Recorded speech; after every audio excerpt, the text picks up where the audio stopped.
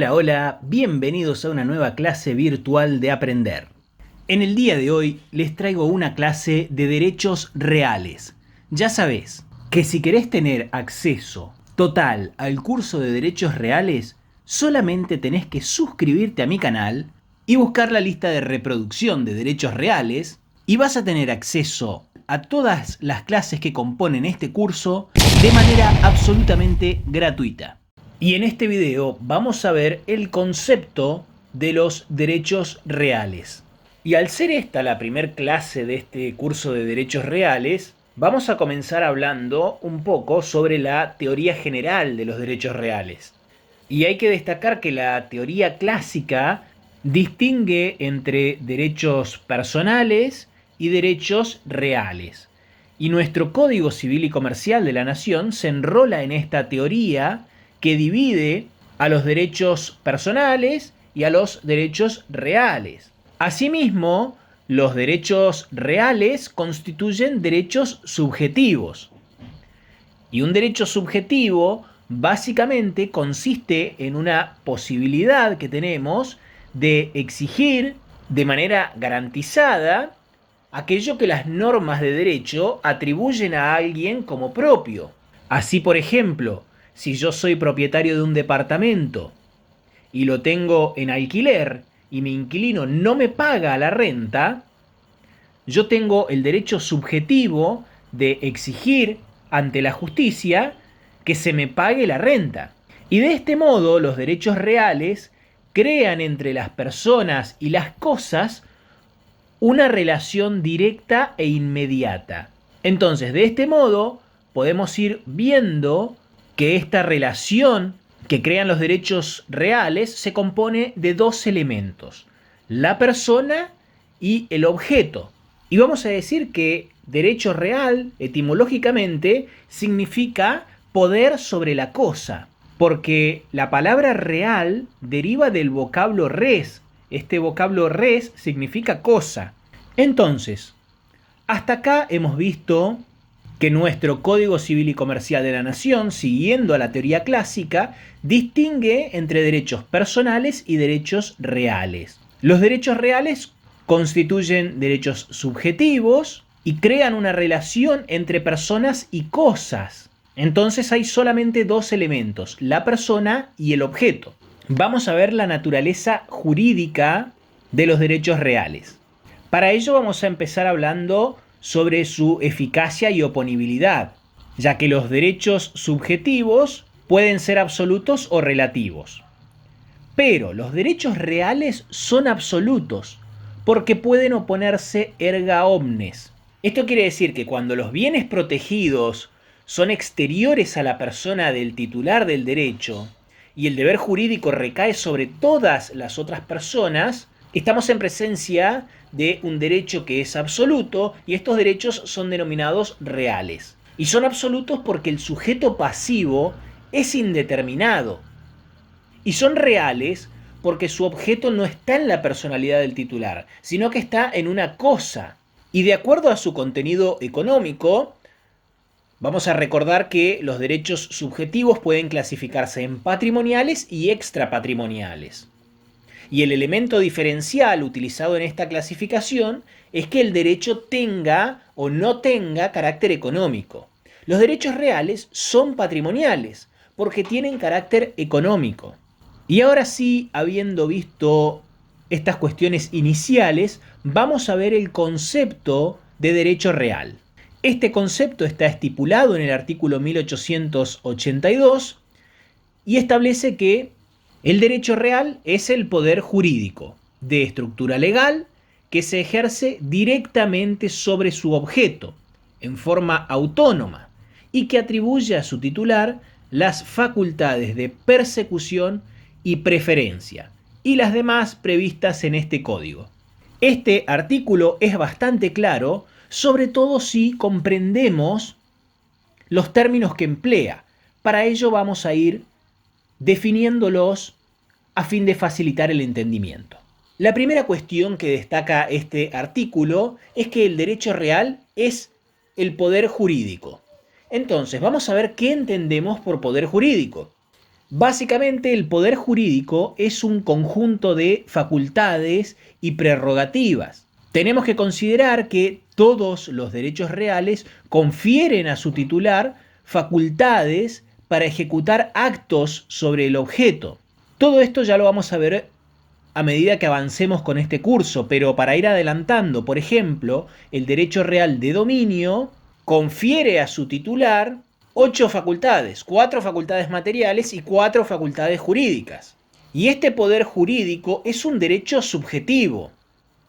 Y la esencia consiste en un señorío de la voluntad sobre personas o cosas, que se ejerce de propia autoridad y por lo tanto en forma autónoma e independiente de toda otra voluntad. Entonces, en el caso de los derechos reales, este poder jurídico viene a ser un derecho subjetivo y la esencia de este poder jurídico consiste en un señorío de la voluntad sobre las cosas. Posteriormente, este artículo que da el concepto de derecho real establece que es de estructura legal. Y para definir qué significa que el derecho real sea de estructura legal, nos vamos a remitir al artículo 1884. Este artículo establece que la regulación de los derechos reales en cuanto a sus elementos, contenido, adquisición, constitución, modificación, transmisión, duración y extinción es establecida solo por la ley. Es nula la configuración de un derecho real no previsto en la ley o la modificación de su estructura. Entonces, como pueden apreciar, todos los aspectos de los derechos reales son solamente regulados por la ley. Es decir, que la ley genera el tipo legal otorgándole un nombre y un contenido que en general no puede ser modificado por los particulares. Es decir, que todos los aspectos que menciona este artículo 1884 que habla de la estructura se regulan únicamente por la ley. Es decir, que en los derechos reales no se aplica la autonomía de la voluntad para la regulación de los derechos reales. Posteriormente, este artículo dedicado al concepto establece que se ejerce directamente sobre su objeto. Y acá nuevamente nos remite a otro artículo, que es el artículo 1883, dedicado al objeto. Este artículo establece que el derecho real se ejerce sobre la totalidad o una parte material de la cosa que constituye su objeto, por el todo o por una parte indivisa.